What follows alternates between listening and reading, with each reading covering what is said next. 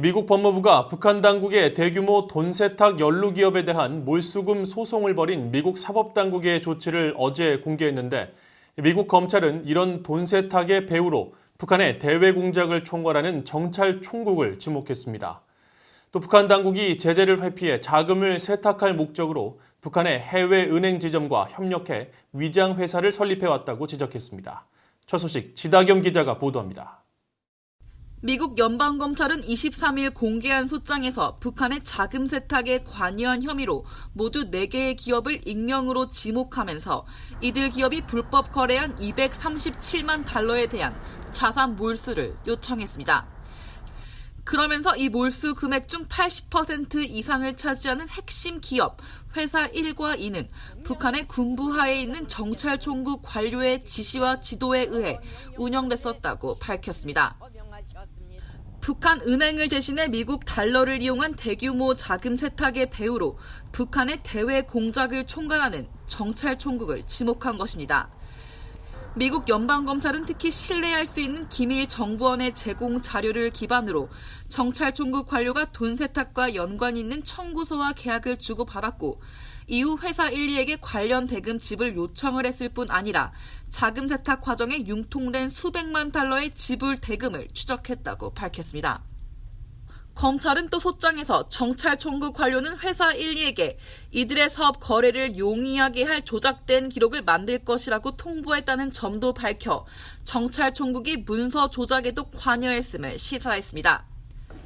북한의 첩보기관인 정찰총국은 미국과 유엔의 제재 대상으로 2009년 조직이 확대되면서 김영철 노동당 부위원장이 첫 국장을 맡았으며 현재는 림강일이 국장을 맡고 있는 것으로 알려졌습니다.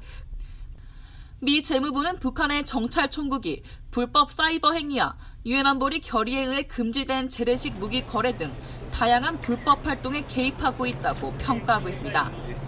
미국 검찰의 소장은 또 위장 회사를 이용한 북한 당국의 자금 세탁 수법도 공개했습니다.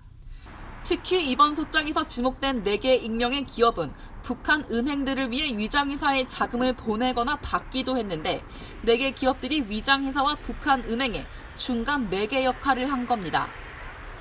가장 큰 규모의 자산 몰수 대상자로 지목된 회사 1은 북한 당국을 위해 2017년 5월 26일부터 11일 동안 12곳의 기관과 16차례 미화 182만 7천 달러 이상을 거래했던 것으로 파악됐습니다.